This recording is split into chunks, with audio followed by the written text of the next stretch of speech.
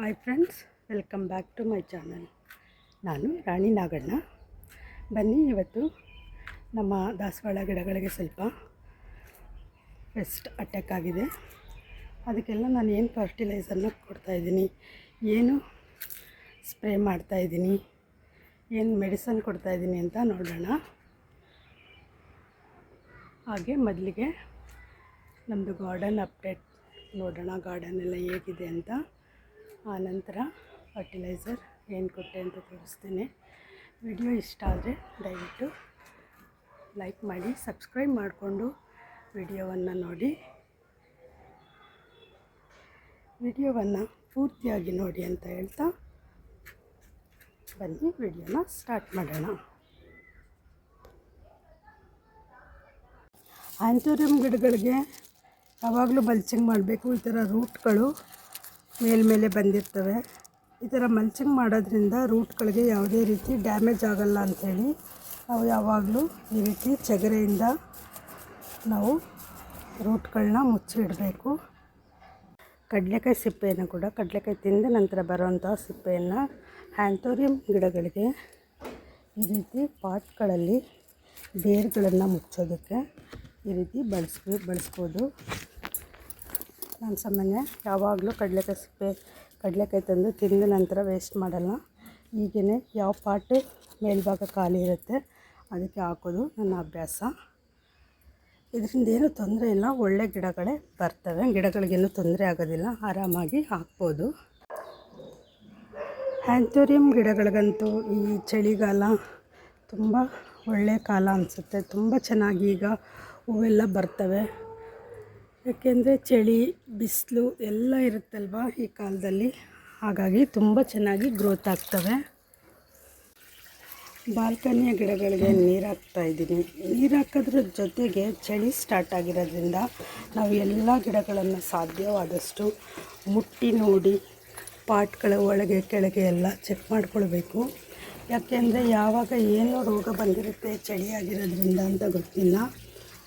ದಾಸವಾಳ ಗಿಡಗಳಿಗಂತೂ ಫುಲ್ಲು ಚಳಿ ಅಂತೂ ಚಳಿಗಾಲ ಆಗಿರೋದ್ರಿಂದ ಫುಲ್ಲು ರೋಗ ಅಂತೂ ಬರ್ತಾನೆ ಇರುತ್ತೆ.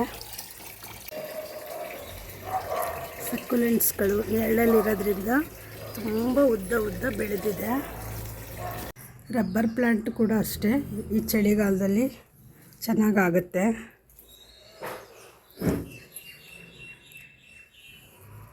ನಮ್ಮನೆ ಅಗ್ಲೋನಿಮಾ ಪ್ಲ್ಯಾಂಟ್ ತುಂಬ ಚೆನ್ನಾಗಿ ಬೇಬಿ ಪ್ಲ್ಯಾಂಟ್ಸ್ ಎಲ್ಲ ಕೊಡ್ತಾ ಇದ್ದಾವೆ ಈ ಗಿಡಗಳು. ತುಂಬ ಪ್ಲ್ಯಾಂಟ್ಸ್ಗಳು ಬಂದಿದೆ ಅಗ್ಲೋನಿಮಾ ಪ್ಲ್ಯಾಂಟ್ಸ್ನಲ್ಲಿ.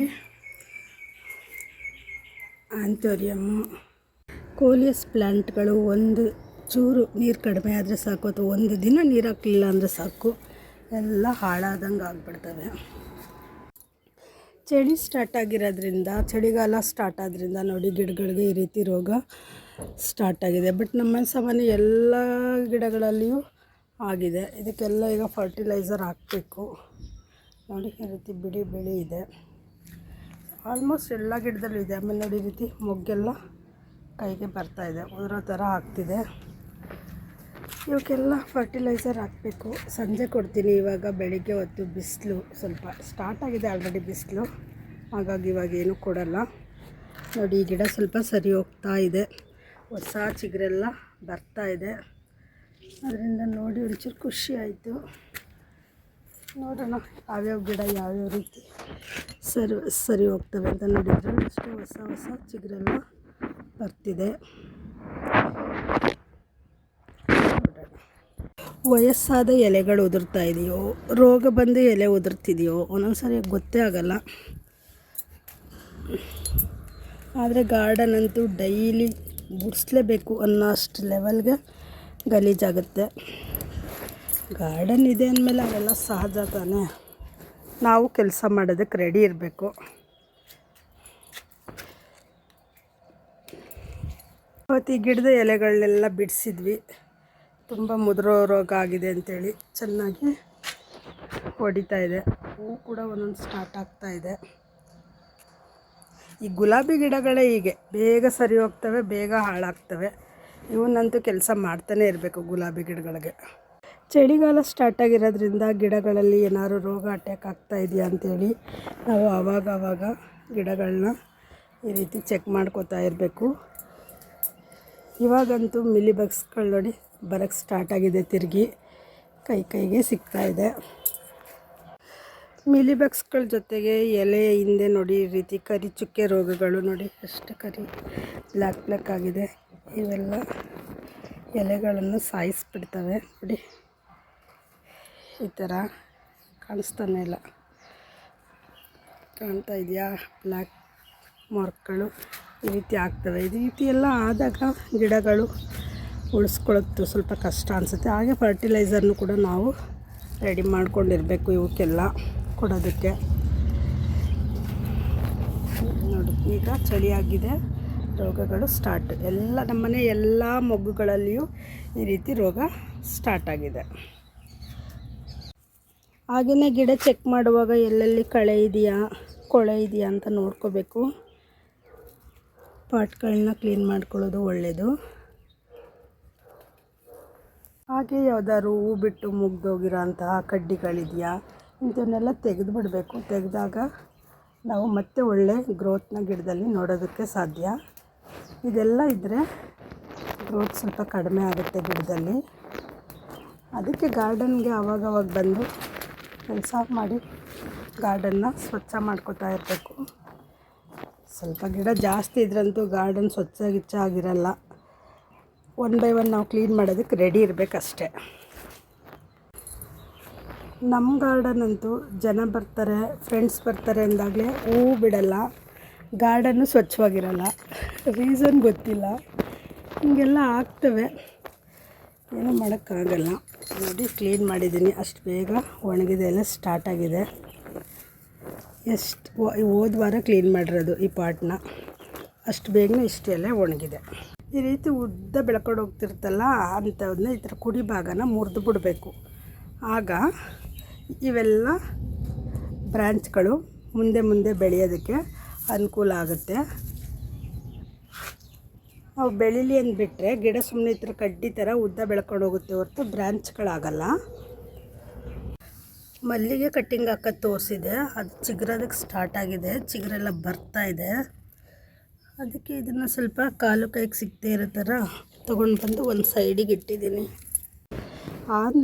ಆನ್ಲೈನಿಂದ ತರಿಸಿದಂತಹ ಮಲ್ಲಿಗೆ ಗಿಡ ಇದು ಚೆನ್ನಾಗಿ ಗ್ರೋತ್ ಆಗ್ತಾಯಿದೆ ನೋಡಿ. ಹೊಸ ಚಿಗುರೆಲ್ಲ ಬಂದಿದೆ ಆಲ್ರೆಡಿ. ಒಂದು 4-5 ತಿಂಗಳಾಗಿದೆ ತರಿಸಿ.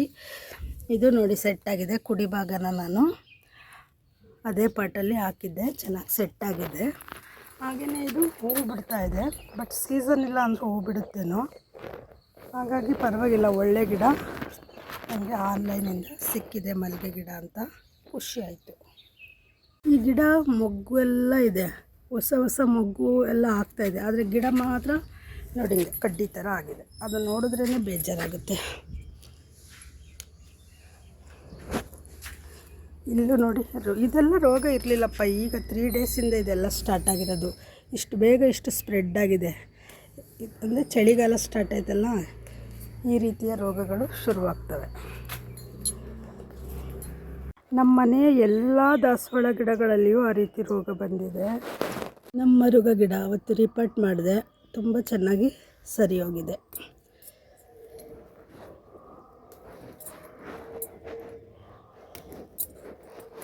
ಈ ಥರ ಸರಿ ಹೋದರೆ ಖುಷಿ ಅನಿಸುತ್ತೆ. ಗಿಡಗಳು ಎಲ್ಲ ಕಡೆನೂ ದಂಟಿನ ಸೊಪ್ಪಿದೆ. ಈ ಪಾಟಲ್ಲಿ ನೋಡಿ ಎಷ್ಟು ಚೆನ್ನಾಗಿ ಬಂದಿದೆ ದಂಟಿನ ಸೊಪ್ಪು, ಒಂದು ದಿವಸಕ್ಕೆಲ್ಲ ಆಗುತ್ತೆ.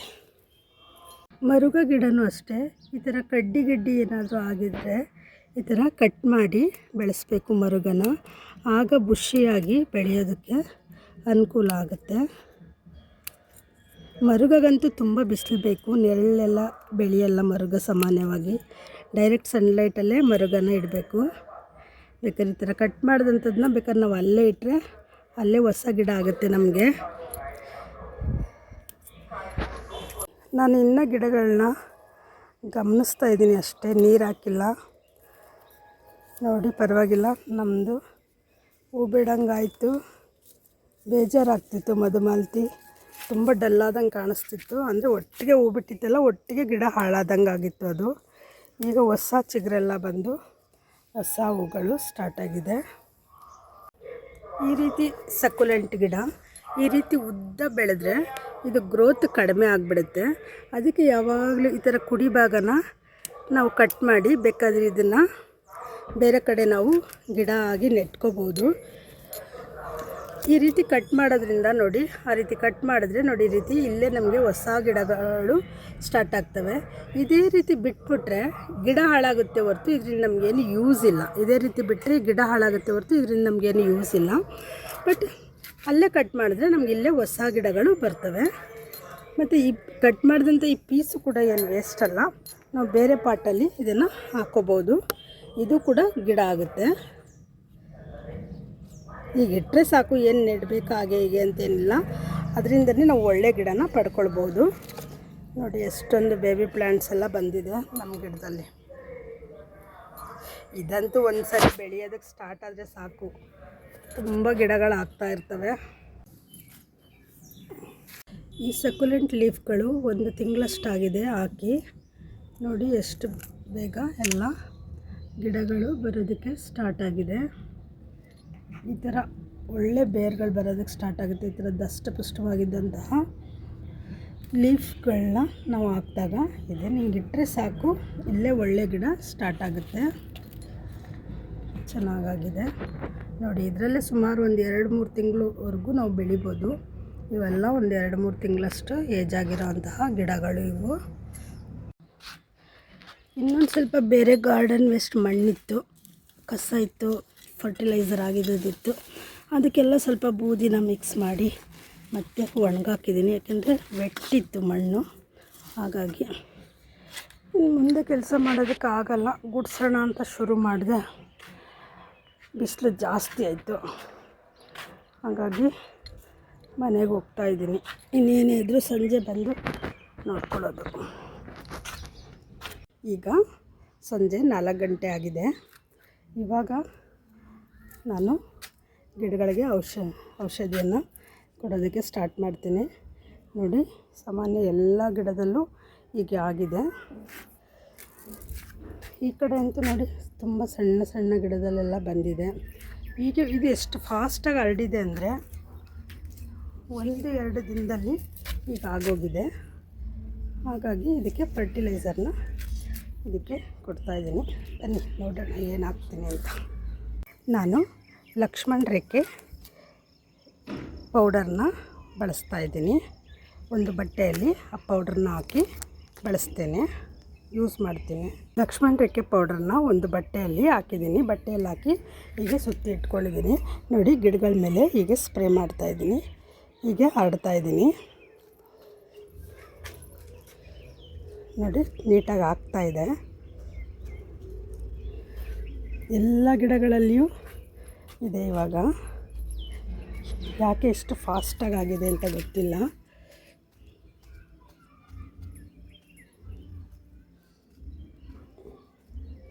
ಇದೆ ಇಲ್ಲ ಅನ್ನೋರು ನೀಮ್ ಆಯಿಲ್ನ ಸ್ಪ್ರೇ ಮಾಡ್ಬೋದು, ಶಾಂಪೂನ ಸ್ಪ್ರೇ ಮಾಡ್ಬೋದು, ಹ್ಯಾಂಡ್ ವಾಶ್ಗಳನ್ನ ಸ್ಪ್ರೇ ಮಾಡ್ಬೋದು, ಅಥವಾ ನೀವೇ ಮನೆಯಲ್ಲಿ ತಯಾರಿಸ್ಕೊಂಡಂತಹ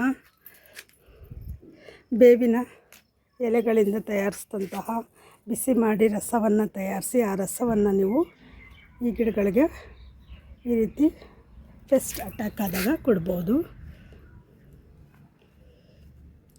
ಇರುವೆ ಪೌಡ್ರನ್ನ ಕೊಡೋದು ಕೂಡ ಹಳ್ಳಿಗಳಲ್ಲಿ ಕೊಡ್ತಾರೆ. ನಾನು ಅದೇ ಪದ್ಧತಿಯನ್ನು ಇವತ್ತು ಪಾಲಿಸ್ತಾ ಇರೋದು. ಇರುವೆ ಪೌಡ್ರು ಇದು ನೋಡಿ, ಒಂದು ಗಿಡನೂ ಬಿಟ್ಟಿಲ್ಲ, ಎಲ್ಲ ಗಿಡದಲ್ಲೂ ಈ ರೋಗ ಇದೆ ನಮ್ಮ ಮನೆಯಲ್ಲಿ. ಇಷ್ಟು ಫಾಸ್ಟಾಗಿ ರೋಗ ಬಂದಿದೆ.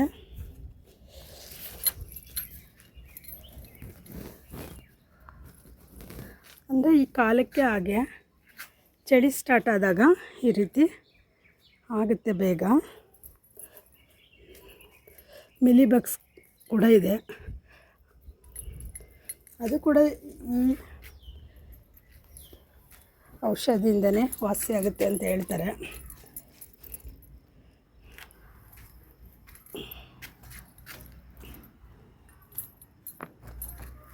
ನೋಡಿ, ಒಂದು ಬಟ್ಟೆಯಲ್ಲಿ ನೀಟಾಗಿ ಬೀಳುತ್ತೆ ಇದು ಪೌಡ್ರು. ನಾನೇನು ಬೀಳಲ್ವೇನೋ ಅಂದ್ಕೊಂಡಿದ್ದೆ. ನೋಡಿ, ಮೊಗ್ಗೆ ಉದುರೋಗುತ್ತೆ. ಇರುವೆ ಅಂತೂ ಫುಲ್ಲಾಗಿದೆ ಗಿಡದಲ್ಲಿ. ಈ ರೋಗ ಬಂದರೆ ಇರುವೆಗಳಿಗೆ ಆಹಾರ ಸಿಗೋದಲ್ವ, ಹಾಗಾಗಿ ಇರುವೆಗಳನ್ನ ಜೊತೆಗೆ ಇಟ್ಕೊತವೆ.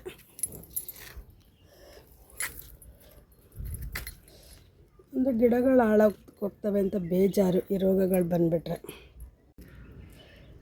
ಈ ದಾಸವಾಳ ಗಿಡಗಳಿಗೆ ಹೀಗೆ ಯಾವಾಗಲೂ ರೋಗ ಜಾಸ್ತಿ. ಸಾಮಾನ್ಯವಾಗಿ ಮಳೆಗಾಲ ಬಂದರೂ ರೋಗ, ಬೇಸಿಗೆ ಕಾಲ ಬಂದರೆ ಒಂಥರ ರೋಗ, ಚಳಿಗಾಲ ಬಂದರೆ ಒಂಥರ ರೋಗ. ಎಲೆ ಮುದ್ರಕೊಂಡಿದೆ ನೋಡಿ, ಒಂದು ಗಿಡನೂ ಬಿಟ್ಟಿಲ್ಲ. ಎಷ್ಟಿದೆ ರೋಗ. ಗಿಡ ಮಾತ್ರ ಸೂಪರಾಗಿದೆ. ಹಾಗೆ ರೋಗನೂ ಇದೆ ನೋಡಿ, ಹೇಗೆ ಮಲಗಿದೆ. ಮೊಗ್ಗು ಪೂರ ಇದೆ ರೋಗ. ಅದು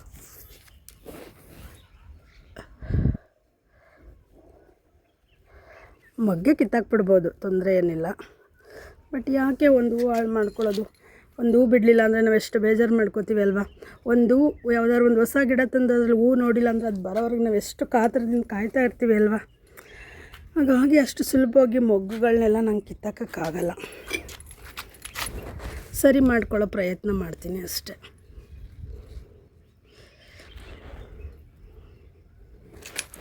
ಪೂರ ಮೊಗ್ಗನ್ನ ತೊಳಿ ಅಂತ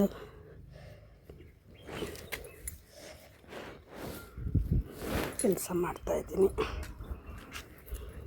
ನೋಡಿ. ಮಿಲಿ ಬಗ್ಸ್ ಕೂಡ ಬಂದಿದೆ. ಇಂಥದ್ದೆಲ್ಲೇನು ಕಟ್ ಮಾಡಿಬಿಡ್ಬೋದು.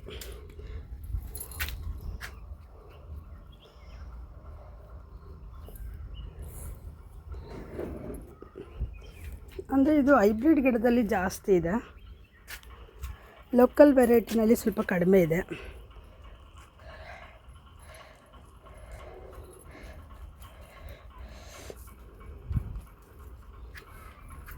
ನೋಡಿ, ಬೆಳಿಗ್ಗೆ ನೀರು ಹಾಕಿದ್ದೀವಿ, ನೀರೇ ಹಾಕಿಲ್ಲ ಅನ್ನೋ ಲೆವೆಲ್ಗೆ ಗಿಡಗಳು ಡ್ರೈ ಆಗಿ ನಿಂತಿದೆ.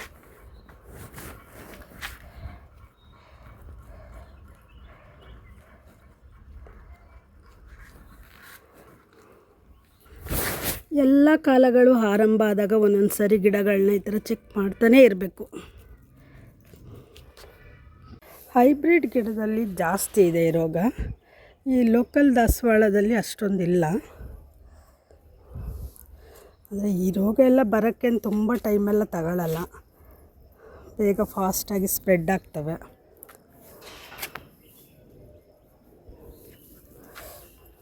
ಬೆಳಿಗ್ಗೆ ನೋಡಿದ್ವಲ್ಲ, ಈ ಗಿಡದಲ್ಲಿ ಎಷ್ಟು ಹೂ ತುಂಬ ಇತ್ತು ರೋಗ.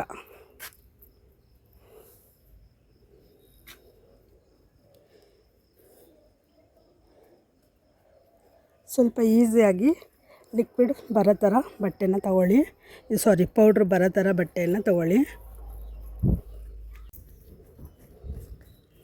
ನೋಡಿ, ಇದು ಚಿಕ್ಕ ಗಿಡ, ಕಟ್ಟಿಂಗ್ಸನ್ನು ಹಾಕಿರೋವಂಥದ್ದು. ಅದೇ ಕುಡಿ ಭಾಗವನ್ನು ಹಾಕಿರುವಂಥ ಗಿಡಗಳು ಚೆನ್ನಾಗಿ ಬಂದಿದೆ. ಇದಕ್ಕೂ ಕೂಡ ರೋಗ ಅಟ್ಯಾಕ್ ಆಗಿದೆ ನೋಡಿ. ಪಾಟ್ಗಳಲ್ಲೂ ಕೂಡ ಇರುವೆ ಆಡೋಕ್ಕೆ ಶುರು ಆದಾಗಲೇ ಗೊತ್ತಾಗಿರುತ್ತೆ ಇವಕ್ಕೆಲ್ಲ ರೋಗ ಬಂದಿದೆ ಅಂತ. ನೋಡಿ ಎಷ್ಟಾಗಿದೆ.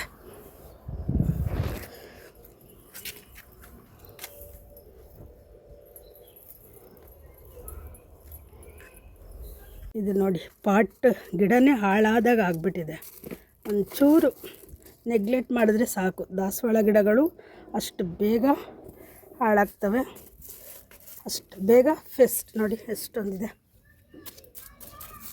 ನಾನು ಜಾಸ್ತಿ ಫಂಕ್ಷನ್ಗೆ ಅಂಥೇಳಿ ಇವನ್ನೆಲ್ಲ ಗಮನಿಸಿಲ್ಲ. ಅಷ್ಟು ಬೇಗ ಇಷ್ಟು ರೋಗ ಆಗಿದೆ, ತುಂಬ ಆಗಿದೆ ಇದರಲ್ಲಿ. ತುಂಬ ರೋಗ ಅಟ್ಯಾಕ್ ಆಗಿದೆ. ಎಲೆಗಳೆಲ್ಲ ಇದೆ ಫುಲ್ಲಾಗಿ ರೋಗ. ಎಲೆನೇ ತೆಗೆದುಬಿಡೋಣ ನೋಡಿ ಎಷ್ಟು ರೋಗ ಇದೆ.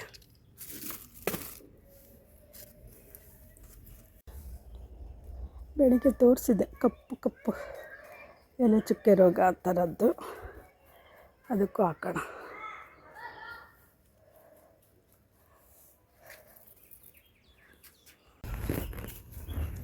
ಈ ಗಿಡ ಯಾಕೋ ಸರಿನೇ ಹೋಗ್ತಿಲ್ಲ ತುಂಬ ದಿವಸದಿಂದನೂ. ಒಂದೊಂದು ಗಿಡಗಳಾಗೆ ನಾವು ಹೇಗೆ ಟ್ರೀಟ್ ಮಾಡಿದ್ರೂ ಸರಿ ಹೋಗಲ್ಲ.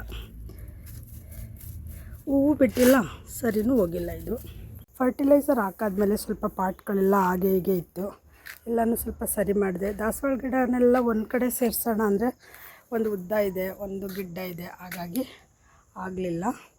ಇಷ್ಟು ಕೆಲಸ ಮುಗ್ದಿದೆ. ಇವಾಗ ನೀರು ಹಾಕ್ತಾಯಿದ್ದೀನಿ. ಕಸ ಗುಡಿಸೋದಕ್ಕಂತೂ ಆಗಲಿಲ್ಲ. ಸ್ವಲ್ಪ ಸ್ವಲ್ಪ ದೊಡ್ಡದು ಕಸಗಳನ್ನ ಮಾತ್ರ ಎತ್ತಿಟ್ಟೆ. ಇನ್ನು ಬಾಕಿ ಕಸ ಎಲ್ಲ ನಾಳೆ ಬೆಳಿಗ್ಗೆ ಕ್ಲೀನ್ ಮಾಡಿದ್ರಾಯ್ತು ಅಂಥೇಳಿ ಅಂದ್ಕೊಂಡಿದ್ದೀನಿ. ಕುಡಿ ಭಾಗದಿಂದ ಬೆಳೆದಿರೋಂತಹ ದಾಸವಾಳ ಗಿಡ ಹೊಸದಾಗಿ ಹೂವು ಬರೋ ಹಂಗಾಗಿದೆ, ಮೊಗ್ಗೆಲ್ಲ ಬರ್ತಿದೆ.